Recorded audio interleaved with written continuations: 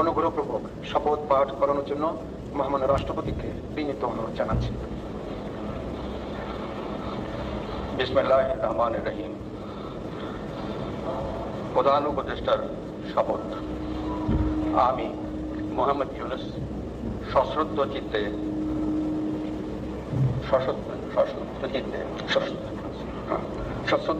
শপথ গ্রহণ করতেছি যে আমি আইন অনুযায়ী অন্তর্বর্তীকালীন সরকারের প্রধান উপদেষ্টা পদের কর্তব্য বিশ্বস্ততার সহিত পালন করিব। আমি বাংলাদেশের প্রতি অকৃত্রিম বিশ্বাস ও আনুগত্য পোষণ করিব।